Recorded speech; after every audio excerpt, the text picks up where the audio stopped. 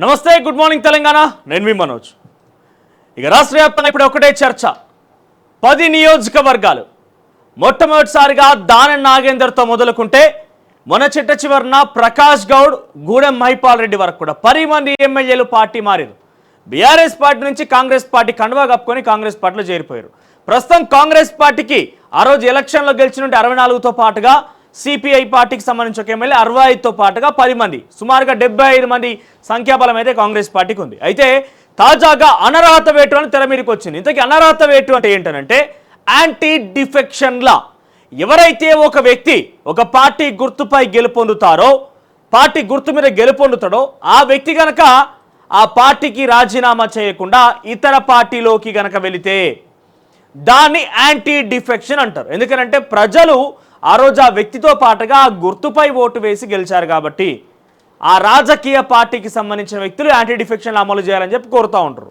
ఇది సర్వసాధారణంగా జరిగే ప్రక్రియ. అయితే యాంటీ డిఫెక్షన్ లా అనేది మన భారతదేశంలో దాదాపుగా 90%, 90 కాదు 99% అమలు కావడం లేదు. ముందుగా ఈడీనో, సిబిఐనో, ఎంక్వైరీనో, ఏసీబీనో, ఆబీనో, ఈబీనో ఎవరినో పంపించి ముందుగా ఎమ్మెల్యే మీద అటాక్ చేపిస్తారు, ఎంపీల మీద అటాక్ చేపిస్తారు. అది కేంద్ర ప్రభుత్వం అవలంబిస్తున్న తీరు. వెంటనే ఏం చేయాలో తోచక సాంప్రదాయిని అన్నట్టుగా ఒక్కసారి గోదావరి జలాలు తల మీద చల్లుకోగానే పునీతులం అయిపోతాం మనం అన్నట్టుగా వారంతా కూడా ఒక్కసారి బీజేపీ కండవ మెడలేసుకోగానే పునీతులైపోయి వాళ్ళ మీద ఎటువంటి అక్రమ కేసులుండే, ఎటువంటి ఆరోపణలు ఉండే, ఎటువంటి విషయాల్లో కూడా వాళ్ళ మీద హెచ్చరికలు ఉండవు. సో అది కేంద్రం అవలంబిస్తున్న తీరు. ఇక రాష్ట్రం విషయానికి వస్తే గత బీఆర్ఎస్ పార్టీ సర్కారు గత ప్రభుత్వంలో చేసిన పనితీరు మొత్తం ఇట్లనే ఉన్నది.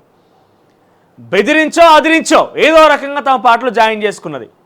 2 సార్లు పార్టీలకు సంబంధించి విలీనం చేసేసుకున్నది. ఇక ఒక రకంగా చెప్పాలంటే పార్టీ ఎల్పీని మొత్తం విలీనం చేసేసుకున్నది. మరి ఆ రోజు జరిగినటువంటి ఘటనలు మరి ఇప్పుడు జరుగుతున్న నేపథ్యంలో బీఆర్ఎస్ పార్టీ మాదేదో అయిపోతుంది, మాదేమోపోతుంది అన్నట్టుగా వాళ్ళు భుజాలు తడుముకుంటున్నారు. సో ప్రజెంట్ 10 మంది బీఆర్ఎస్ ఎమ్మెల్యేలు కాంగ్రెస్ పార్టీలో చేయడంతో బీఆర్ఎస్ పార్టీకి సంబంధించిన కొంతమంది ఎమ్మెల్యేలు ఇటు స్పీకర్ ఫిర్యాదు చేసిర్రు. వీళ్ళ మీద అనర్హత వేటు వేయండి అని చెప్పి స్పీకర్ ఎటువంటి నిర్ణయం తీసుకోకపోవడంతో హైకోర్టును ఆశ్రయించారు.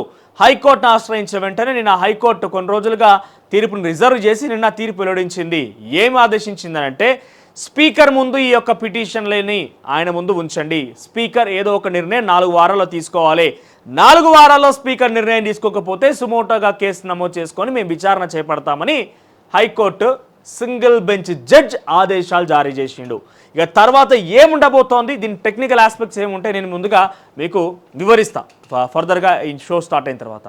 ఇక మరోవైపు ఎప్పుడైతే హైదరాబాద్ సిపిగా సివి ఆనంద్ తిరిగి బాధ్యతలు చేపట్టిండో కొన్ని కీలకమైన కేసులు తెర మీదకి రాబోతున్నాయి. ఈ కీలకమైన కేసులు మొత్తం కూడా కేటీఆర్ వైపే బాణాలు ఎక్కువ పెడుతున్నాయి. ఒకటి, ప్రభాకర్ రావు సంబంధించినటువంటి ఏదైతే నడుస్తుందో ప్రజెంట్ వ్యవహారం phone tapping issue. Phone tapping ఇష్యూలో కూడా బాణాలన్నీ కేటీఆర్ వైపే ఎక్కువ పెట్టి రెడీగా ఉన్నాయి. ఇప్పటికీ చిట్ట చివరిన బాణం ప్రభాకర్ రావు కనుక దిగితే ఆ బాణం కూడా నేరుగా కేటీఆర్ని దాకే అవకాశం ఉంటుంది. ఇప్పుడు మరొక అంశం, మరో కేసు ఏంటంటే పేపర్ లీక్ అంశం. గతంలో ముఖ్యమంత్రిగా బీఆర్ఎస్ పార్టీ అధినేత కేసీఆర్ ఉన్నప్పుడు ఒక పేపర్ లీక్ జరిగింది, గ్రూప్ 1 పేపర్ లీక్. సో ఆ పేపర్ లీక్ సుమారుగా 10-15 ఎగ్జామ్లు రద్దయిపోయినాయి. సో ఈ ఎగ్జాములు మొత్తం రద్దయిపోవడం, పేపర్ లీకులు 30 లక్షల మంది జీవితాలు కావడం, 2 సార్లు ఎగ్జామ్ నిర్వహించిన 2 సార్లు రద్దయిపోవడం అన్నీ రకరకాలుగా కొంత చర్చనీయాంశమైంది. అయితే పేపర్ లీక్ అంశంలో ఒక వ్యక్తి రాజశేఖర్ అనే వ్యక్తి చాలా కీలకంగా ఉన్నాడు, ప్రవీణ్ అనే ఒక వ్యక్తి కీలకంగా ఉన్నాడు, మనం చూసినాం. ఇవన్నింటికి కారణం, లీక్ చేయడానికి ప్రధాన కారణమైన వ్యక్తి ఎవరనంటే కేటీఆర్ పిఏ తిరుపతి అనేది గత ప్రతిపక్ష పాత్రలో పిసిసి అధ్యక్షుడిగా ఉన్నప్పుడు రేవంత్ రెడ్డి ఆరోపించాడు. సో రేవంత్ రెడ్డి పిసిసి అధ్యక్షుడిగా ఉన్నప్పుడే ఆరోపించండి ఈ మాట అంటే ఆయన ముఖ్యమంత్రి అనకి ఈ విషయం వదిలిపెడతారా? సో కొంత తాత్సారం చేసిండు అంతా, ఇప్పటివరకు కొంత ఎక్స్టెన్షన్ చేసిండు, ఎటువంటి విషయాలు ఉండదు, ఎటువంటి సంచలనాలు ఉండదు అన్నట్టుగా. ఇప్పుడు సివి ఆనంద్ని రిక్రూట్ చేయడానికి ఒక ప్రధానమైన కారణం ఏంటంటే ఒకటి, ఎంఐఎం ఆయన్ని కోరుకోవడం. ఎందుకంటే ఓల్డ్ సిటీలో కొన్ని విభేదాలు తలెత్తకుండా, ఇవన్నీ ఎటువంటి సమాచార సంఘటనలు జరగకుండా చాలా పకడ్బందీగా ప్లాన్ చేస్తాడనే విషయంని ఆయన మీద భరోసా ఉంచడంతో ఒక అంశం. అయితే రెండో అంశం ఏంటంటే ఆయన పేపర్ లీక్ అంశానికి సిట్ వ్యవహరించేటువంటి దానికి సిట్ లీడ్గా ఉన్నాడు ఆయన. తర్వాత ఫోన్ ట్యాపింగ్ కేసు కూడా ఆయన కీలకంగా వ్యవహరించే అవకాశం ఉంది. కాబట్టి 2 కేసులు కూడా నేరుగా కేటీఆర్ వైపు బాణాలు ఎక్కువ పెట్టేందుకు రేవంత్ రెడ్డిని సివి ఆనంద్ని తీసుకున్నాడు మళ్ళీ అనేది ఒక చర్చ. సో ఇవన్నీ నడుస్తున్నాయి రాష్ట్ర వ్యాప్తంగా చర్చలు. సో ఇంకా చాలా ఉన్నాయి. మనం పేపర్లు మాట్లాడుతున్న కొద్దీ వివిధ అంశాలు ఒక్కొక్కటి మనం టచ్ చేస్తూ వెళ్దాం. ముందుగా ఈ పేపర్లో వచ్చిన హెడ్లైన్స్ చూద్దాం టకాటక్. సో ఇక ముందుగా తొలి వెలుగు విషయానికి వస్తే, తొలి వెలుగు పత్రికలో తెలంగాణకు రెయిన్ అలర్ట్. ఆ తర్వాత పిఎస్సి చైర్మన్గా అరకప్పటి గాంధీ, ఎస్టిమేషన్ కమిటీ చైర్పర్సన్గా N Padmavathi Reddy, public undertaking committee చైర్మన్గా కె శంకరయ్య. ఒక్కో కమిటీలో 12 మంది సభ్యుల నియామకం. ఇక పక్కనే క్రిమినల్స్పై ఉక్కుపాదం, హైదరాబాద్ లా అండ్ ఆర్డర్ను మరింత మెరుగుపరుస్తాం. ఫ్రెండ్లీ పోలీసింగ్ అనేది పోలీసింగ్ డిపార్ట్మెంట్లో ఒక భాగం. ప్రజలతో ఫ్రెండ్లీ పోలీసింగ్, నేరస్తులతో స్ట్రాంగ్ పోలీసింగ్, డ్రగ్స్ గంజాయి నిర్మూలన కృషి చేస్తాం. హైదరాబాద్ పోలీస్ కమిషనర్గా బాధ్యతలు స్వీకరించిన సివి ఆనంద్. ఇక ఉప ఎన్నికలు తప్పవా? పార్టీ మారిన బీఆర్ఎస్ ఎమ్మెల్యేలకు హైకోర్టు బిగ్ షాక్. ఫిరాయింపు ఎమ్మెల్యే అర్హత పిటిషన్లపై హైకోర్టు తీర్పు. ఇక ఇన్స్టాగ్రామ్లో బైంసా యువతిని ట్రాప్ చేసిన యువకుడు, పెళ్లి చేసుకుంటానని హైదరాబాద్కు రప్పించిన యువకుడు 20 రోజుల పాటు నారాయణ కూడా లోని ఒక హోటల్ నిర్బంధించి రేప్ చేశాడు.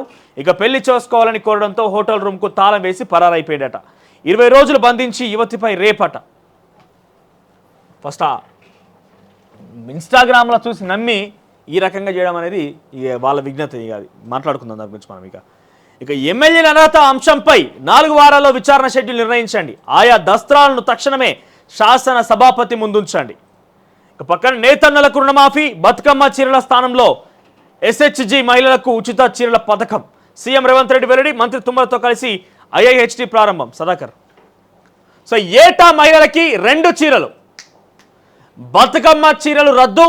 దాని స్థానంలో ఏటా మహిళా సంఘాలు ఉన్నటువంటి ఎస్హెచ్జి సెల్ఫ్ హెల్ప్ గ్రూపులు ఏవైతే ఉంటాయో, గ్రామీణ స్థాయిలో మహిళా సంఘాలు ఉంటాయి కదా, ఆ మహిళా సంఘాలు ఉన్న వాళ్ళకి ఏటా 2 చీరలట. బతుకమ్మ చీరలు రద్దు. ఇకపై మహిళలకి ఏటా 2 చీరలు. ఇక వరదలతో నష్టపోయిన ప్రతి కుటుంబానికి 16,500 రూపాయలు. ఇందిరమ్మ ఇల్లు, మృతుల కుటుంబాలకి ఇందిరమ్మ ఇల్లు 5 లక్షల రూపాయల సహాయం. ఇక ప్రజాపద్దుల కమిటీకి చైర్మన్గా అరకప్పటి గాంధీ. ఇక డిఎస్సి కీపై అభ్యంతరాల వెల్లువ. ఇక పక్కనే ఐఫోన్ 16 వచ్చిందో, ఐఫోన్ 16 దానికి సంబంధించి కీ ఫీచర్స్ అన్ని కూడా ఉన్నాయి ఇందులో. ఇక సహృదయుల సహాయం మాన్పుతుంది గాయం. వరద బాధితుల సహాయార్థం రామోజీ గ్రూప్ పిలుపు. సో రోజు ఒక వార్త చూస్తూనే ఉన్నాం. రామోజీ గ్రూప్ సంబంధించి ఒక సహాయ నిధిని ఏర్పాటు చేసింది. ఇక పక్కనే రైలు పట్టాలపై గ్యాస్ సిలిండర్, పెట్రోల్ సీసా. కొంతమంది కేటుగాళ్ళు ఉత్తరప్రదేశ్లో కాలింది ఎక్స్ప్రెస్కు అడ్డంగా సిలిండర్ను పెట్రోల్ సీసాలు పెట్టినట్టు. గ్యాస్ సిలిండర్, పెట్రోల్ సీసాలు. ఎంత పెద్ద ప్రమాదం జరిగి ఉండేది అది. ఇక రైతులకు ఆధార్ తరహా విశిష్ట గుర్తింపు సంఖ్య.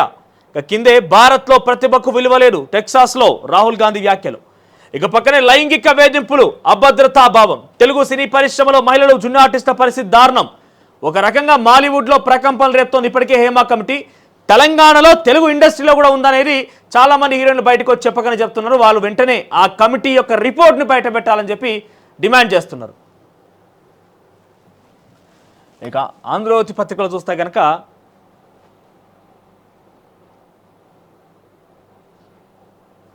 సైబర్ దందాకు బ్యాంకర్ల అడ్డా, సైబర్ కేటుగాలు, రాజస్థాన్ ముఠా యూపీఐ దోపిడీ. ఇక 4 వారాల్లో విచారణకు షెడ్యూల్ ఇవ్వండి. అనర్హత పిటిషన్లు వెంటనే స్పీకర్ ఎదుట ఉంచండి. వాదనలు, ఆధారాల విచారణ వంటివి షెడ్యూల్లో ఉండాలి. దానిని ఖరారు చేసిన తర్వాత హైకోర్టు రిజిస్ట్రార్కు పంపండి. లేకపోతే సుమోటోగా మళ్ళీ కేసులు విచారణ మొదలు పెడతాం. 5 ఏళ్లు కోర్టులు చేతులు కట్టేసుకొని ఉండాలనడం సరికాదు. స్పీకర్ సాచివేత రాజ్యాంగ నైతిక సూత్రాలకు విరుద్ధం. ఇక పిఎస్ చైర్మన్గా అరకప్పటి గాంధీ. వాళ్ళు బీఆర్ఎస్ సభ్యులుగానే పిఎస్ చైర్మన్గా గాంధీ నియామకమే సంకేతం. వ్యూహాత్మకంగా వ్యవహరిస్తున్న ప్రభుత్వం. స్పీకర్ నిర్ణయంపై రాజకీయ వర్గాల్లో ఉత్కంఠ. ఇక ప్రజాస్వామ్యాన్ని నిలబెట్టేలా తీర్పు. కాంగ్రెస్ అప్రజాస్వామిక విధానాలకు చెంపపెట్టు. కాలుష్య రహితంగా గ్రీన్ ఫార్మాసిటీ.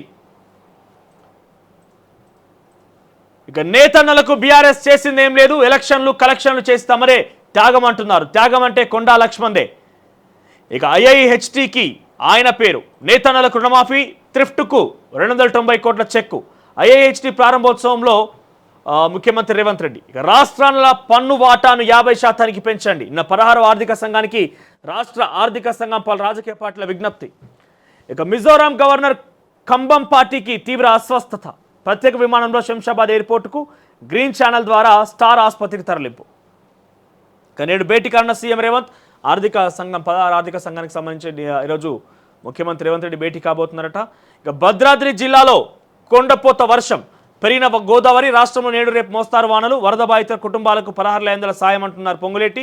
ఇక రేపు తెలంగాణలో కేంద్ర బృందం పర్యటన అంటున్నారు కేంద్ర మంత్రి కిషన్ రెడ్డి. ఇది ఆంధ్రజ్యోతిలో హెడ్లైన్స్గా ఉన్నాయి. ఇక వెలుగు విషయానికి వస్తే వెల్లో హెడ్లైన్స్ కనుక చూస్తే బాధితురాలి ఫోటోలు బయటకు ఎట్లొచ్చినాయి, కోల్కతా డాక్టర్ రేప్ మర్డర్ కేసులో సుప్రీంకోర్టు ఫైర్, బెంగాల్ ప్రభుత్వ నిర్లక్ష్యం నిలదీసిన సిజిఐ బెంచ్, కీలక పత్రాలు లేకుండా పోస్ట్ మార్టం ఎట్లా చేశారు, ఎఫ్ఐఆర్ నమోదులో జాప్యం ఎందుకు జరిగింది, సోషల్ మీడియాలో బాధితురాలి ఫోటోలు తొలగించాలని ఆర్డర్ ఇచ్చింది. ఇక ఇవాళ సాయంత్రంలోగా డ్యూటీలో చేరాలని డాక్టర్లకు ఆదేశించింది. ఇక వరద బాధితులకు 16,000 రూపాయల సాయం, జరిగిన నష్టం చూసి ఆర్థిక సాయం పెంచినామని పొంగులేటి శ్రీనివాసరెడ్డి చెప్తున్నారు. ఇక నేతన్నలకు రుణమాఫీ 30 కోట్ల మాఫీ చేస్తామన్న సీఎం రేవంత్. 30 కోట్లు మాఫట. ఇక పక్కనే దేశంలో ఫస్ట్ మంకీ పాక్స్ కేసు, మన దేశంలో ఫస్ట్ మంకీ పాక్స్ కేసు నమోదైంది. ఇటీవలే ఆఫ్రికా నుంచి వచ్చిన వ్యక్తిలో మంకీ పాక్స్ లక్షణాలు కనిపించగా టెస్టులు చేశారు. అందులో పాజిటివ్గా నిర్ధారణ అయింది. ప్రస్తుతం అతన్ని ఐసోలేషన్లో ఉంచామని కేంద్రం వెల్లడించింది. మరి ఎక్కడొచ్చింది ఆయనకి? ఇక పబ్లిక్ అకౌంట్స్ కమిటీ చైర్మన్గా అరకపూడి గాంధీ. ఇక ఎన్నికలు రాకముందే సర్పంచ్ ఏకగ్రీవం, 3 గుళ్ళు కట్టించి గడపకో 1000 పంచేందుకు సిద్ధమైన ఓ అభ్యర్థిని ఊరులో అంతా కలిసి సర్పంచ్గా డిసైడ్ చేశారు. అగ్రిమెంట్ కూడా రాసుకున్నారు. విజయోత్సవం జరుపుకున్నారు. వరంగల్ జిల్లా చెరువు కొమ్ము తండాలో జరిగింది ఘటన. ఎన్నికలు కాలే ఏకగ్రీవంగా ఎన్నికైందట. గుళ్ళు గోపురాలు కట్టించి ఇంటికి 1000 రూపాయలు పంచిందట.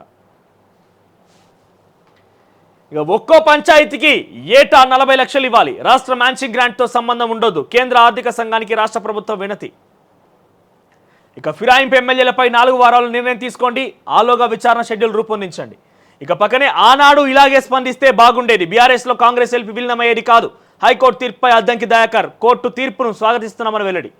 ఇక పక్కనే ఫోన్ ట్యాపింగ్ పై సమగ్ర దర్యాప్తు, హైదరాబాద్ సిపి ఆనంద్ వెల్లడి. హెల్త్ ఇన్సూరెన్స్ పై జీఎస్టీ వద్దు, సీనియర్ సిటిజన్లకు పూర్తిగా ఎత్తేయండి, మిగతా వారికి 18 నుంచి 5% తగ్గించాలి. 54వ జీఎస్టీ కౌన్సిలింగ్ మీటింగ్లో డిప్యూటీ సీఎం బట్టి ప్రజలకు తక్కువ ఖర్చుతో ఆరోగ్య బీమా అందించాలని సూచన.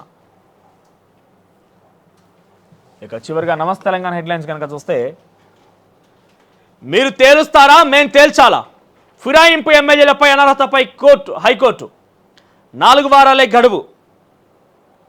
జస్టిస్ బి విజయసేన్ రెడ్డి ఫిరాయింపు పిటిషన్ ఫైళ్లను అసెంబ్లీ కార్యదర్శి తక్షణం స్పీకర్ ముందుంచాలి, ఎప్పుడు విచారిస్తారన్న షెడ్యూల్ను 4 వారాల్లోగా నిర్ణయించాలి, ఆ షెడ్యూల్ను హైకోర్టు రిజిస్ట్రీకి తెలియజేయాలి, లేకపోతే కోర్టే సుమోటాగా విచారణ చేపట్టి ఆదేశాలు ఇస్తోంది. మణిపూర్ కేసులో సుప్రీంకోర్టు తీర్పే మాకు ప్రమాణికం. ఇక ఫిరాయింపు ఎమ్మెల్యేలకు పిఎస్సి చైర్మన్ పదవి, ప్రధాన ప్రతిపక్షంగా బీఆర్ఎస్ నామినేట్ చేయకపోయినా అరకపూడి గాంధీ నియామకం, చరిత్రలో తొలిసారి అధికార పార్టీకి వ్యక్తికి పిఎస్సి చైర్మన్ పదవి. ఇక మరో ఆటో డ్రైవర్ ఆత్మహత్య, నీట మునిగిన నిమ్మకు నీరెత్తనట్టు, కరెంటు కనెక్షన్ పైసలేని సర్కార్, వెట్టెం పంప్ హౌస్ డీవాటరింగ్ పనులు నిలిపివేత. ఇక చేనేత రుణాల మాఫీ చేస్తామన్న ముఖ్యమంత్రి రేవంత్ రెడ్డి, ఇంజనీరింగ్ సీట్ల పెంపునకు అనుమతి, మాప్ కౌన్సిలింగ్ జరపాలన్న హైకోర్టు, ప్రదేశాల తుది తీర్పునకు లోబడి ఉంటామని వెల్లడి. అసలైన తొలి వెలుగు. ఫాలో వాట్సాప్ @తొలి వెలుగు official.